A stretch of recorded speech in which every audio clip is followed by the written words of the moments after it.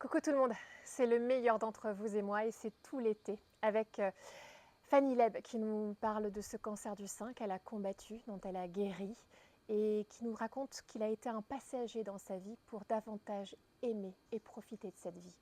Également l'histoire de Patrick Bourdet, un petit garçon qui a grandi au fin fond de la forêt, dans la violence, l'indigence et qui s'est ressourcé auprès des arbres qui l'enlaçaient.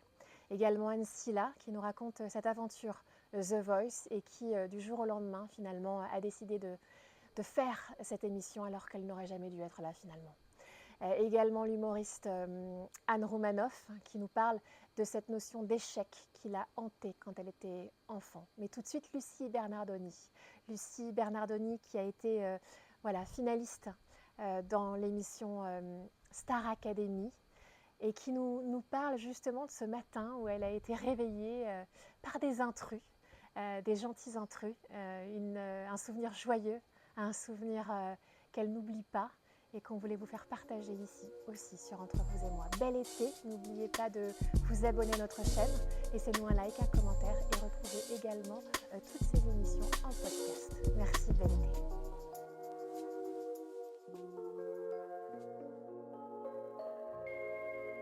Vous étiez donc des vrais mômes, Oui, des sacrés déconneurs. on était des sales gosses. Allez, un moment déconne qui t'a marqué. Alors, puisqu'on en parle, on a eu pas mal de... Alors, on aimait beaucoup les batailles de mousse à raser, de choses comme ça. Et un matin, parce que là, il faut quand même en parler, puisque nous avons... là, nous, on nous voit nous. Mais derrière une petite caméra, nous avons l'un des protagonistes qui a un petit peu géré tout cela. Un sacré Franck Gerbert qui est juste le Voilà. producteur de l'émission. Voilà, donc notre cher Franck, avec 2-3 acolytes. Vous le voyez, il est là, on va vous le Il montrer. est juste là, à l'époque. Donc c'était on est d'accord, c'est le 6-9 d'énergie. Exact. Et un matin, très tôt, donc je crois qu'il était... 6 heures. Merci. Franck, il était 6 heures, on dormait, enfin on tentait d'ailleurs. Et d'un coup, donc les lumières étaient éteintes. Je crois que c'est le moment le plus drôle et fou parce qu'on les a bien remerciés derrière. Ils sont arrivés avec des mégaphones. Ils ont hurlé dans les chambres dans le noir. Les lumières se sont allumées d'un coup. Nous, on a fait 47 crises cardiaques. Ils nous ont réveillés. Donc le 6-9 nous réveille, mais avec le vrai réveil. Réveillez-vous! Je ne sais plus ce qu'ils ont dit.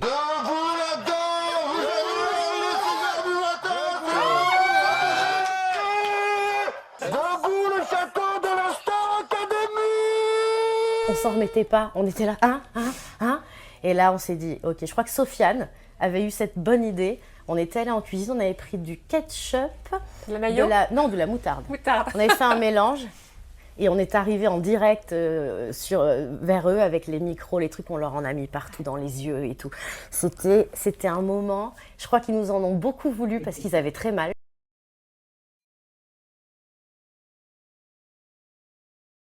Ce qui est intéressant, c'est qu'à un moment, je pense que c'est ton frère, Oui. et qui, quand tu lui annonces quand tu lui parles de ce cancer, il te dit, mais attends, imagine, ils sont tous en réunion au-dessus, et ils sont en train de te dire, je crois qu'il faut la bousculer, la famille, elle est pas bien, elle trouve pas sa place, là, il faut qu'elle ouvre les yeux sur la vie, et qu'elle arrête de la subir, il faut qu'elle s'affirme et qu'elle trouve son chemin, qu'elle se réveille, tiens, on lui mettrait pas un petit cancer? Si on réfléchit à l'histoire et que, à la base, quand même, j'étais en studio, j'étais en train de travailler sur la musique, la bouilloire ne fonctionne plus, je suis obligée de traverser la route, je vais chercher un thé dans la station-service d'en face, je lui dis non, je veux pas le truc en plastique par-dessus, j'ai un t-shirt, un pull, une doudoune, j'arrive vers le studio, parce que les portes de studio sont très lourdes, je donne un coup de dent, ça vient me brûler à l'endroit où j'ai une boule.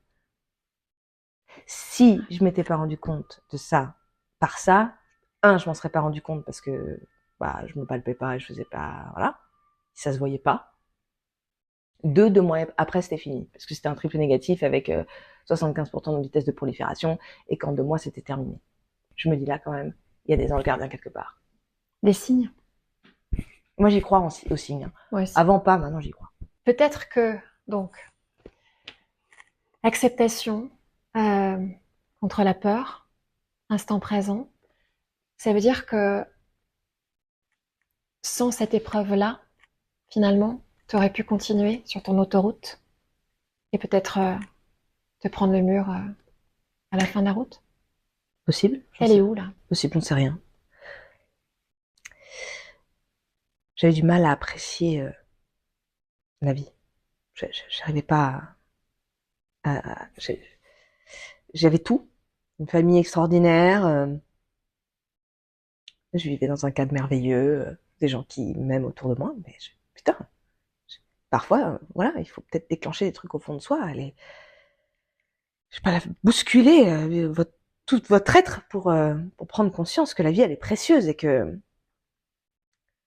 faire surgir cette envie de vie.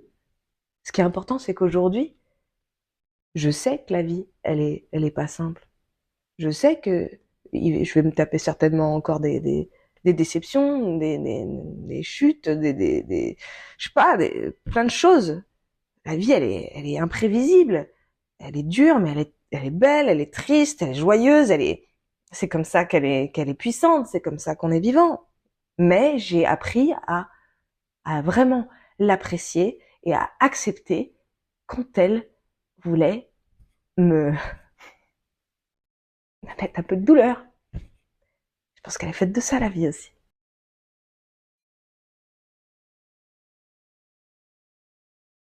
Vous disiez que vous avez écrit dans votre livre que votre premier voisin était à 1,5 km de votre maison, si on peut dire ainsi. 3 km de la première source d'électricité. Et pour aller à l'école, aller-retour, tous les matins, il vous fallait marcher sur un chemin de terre 6 km. Chemin de sable. Sable. 1 heure, c'est ça? 1 heure C'est ça, oui. aller, 1 heure retour. C'est ça. Ce petit garçon qui quittait la cabane de douleur et de souffrance, oui. Est-ce que justement ce chemin-là était salvateur au contact de cette nature? Est-ce que ça vous permettait de reprendre souffle?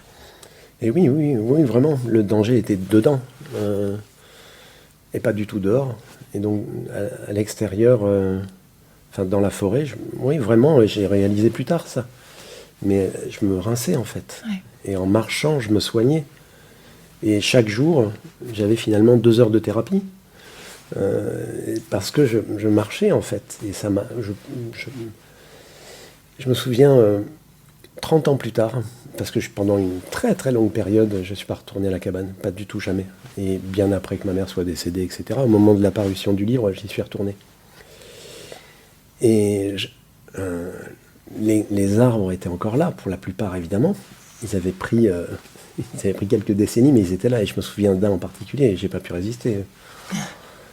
Je suis allé l'embrasser comme un vieil ami, en fait. Et vraiment, je pense qu'il me regardait passer, il me protégeait, et il me rinçait, en fait. Il me nettoyait à chaque fois. Ce qui me permettait d'arriver à l'école. Bon, l'indigence devait transparaître, assurément. Mais au moins, j'étais à peu près peut-être soigné. Vous dites, vous aviez très peu de moments heureux. En revanche, dans chaque petit détail, chaque petit moment de la vie, vous trouviez ce bonheur. Par exemple, le riolet de Tata Yvonne. Et la nature. J'avais compensé par la nature. L'amour de Line et Boule, qui vous protégeait peut-être. Ce riolet, une espèce de Madeleine de Proust. Et puis, cette nature. C'est ça, on est davantage ouvert finalement à ce qui est autour de nous et qui peut nous permettre d'échapper à cette violence ou à cette horreur-là. La nature, oui, vraiment. Vous enlacez les arbres. Je vois, enfin, ça me bouleverse.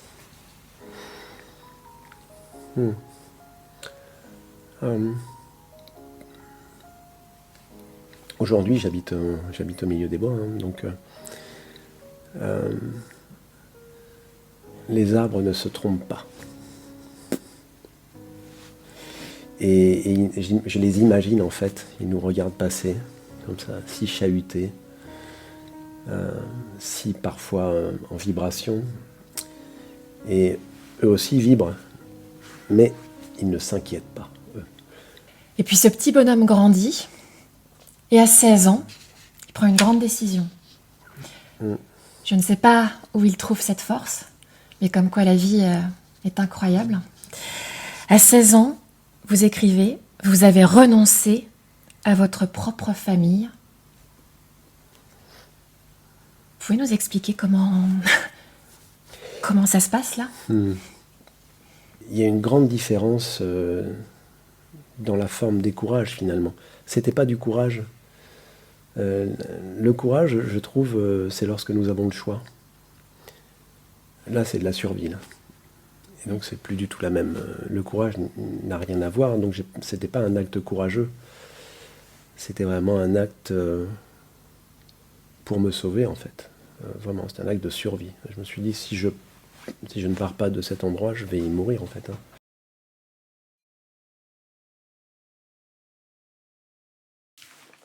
Tu es blessé, tu es au fond de ton lit. Il n'est pas question que tu fasses The Voice et au dernier moment, tu te dis j'y vais parce qu'il faut que quelque chose sorte et me ravive. Déjà, je comprends autour de moi que les gens s'inquiètent et j'aime pas trop quand les gens s'inquiètent pour moi et surtout ma famille. Et c'est vrai que je refusais depuis des mois de faire The Voice parce que je faisais beaucoup de jazz. J'étais quelqu'un qui aimait la chanson française, qui aime toujours, hein, qui adore le jazz. Et c'est vrai que j'avais des a priori sur le fait de me retrouver là en télévision et d'assumer de chanter du Céline Dion, quoi. Parce que c'est aussi ma passion, en fait. Tu adores Céline Dion. J'adore Céline Dion et il se trouve que, alors je sais pas si c'est heureusement ou malheureusement, mais je suis autant fan de Céline Dion que d'Ella Fitzgerald, que de Vivaldi et j'adore aussi Eminem, quoi. Et en fait, je me souviens vraiment de cet appel parce que Émilie, qui était la casteuse qui m'appelait depuis un moment, m'a appelée elle pour dire je ne t'appellerai plus, je suis désolée d'avoir insisté, je ne t'appellerai plus. Et à ce moment-là, je me suis dit, il est quand même temps pour moi de... En fait, je me suis surtout dit, qu'est-ce que je vais faire dans les mois qui arrivent, dans les semaines qui arrivent. Je voulais pas de vide à ce moment-là, quoi. À ce moment-là, moi, j'avais besoin de ressentir quelque chose de plus intense et de plus gros, une pulsion de vie, un truc... une décharge d'adrénaline plus forte que tout, donc je me suis dit c'est ça qu'il me faut. Après, voilà, la question c'est est-ce que j'ai eu raison? Aujourd'hui, je peux dire que oui, mais je suis pas sûre que ce soit valable pour tout le monde, quoi. Heureusement que les juges, en tout cas les jurés, se sont retournés aussi ce jour-là. Ah bah oui, T'as ce pensé jour-là, à ça, hein? il était 2h du matin en tournage. Parce qu'en fait, on est dans le dernier jour de tournage, à les dernières 5 minutes, quoi. Il reste 3 personnes à passer, et donc je me dis, bon, je pense que là, c'est mort. Wow. Et je pense que... Je sais pas, j'ai l'impression que ouais, je sais pas ce qui s'est passé, mais j'ai l'impression qu'on a tous été étonnés, en fait. Que ce soit moi, les juges, la production...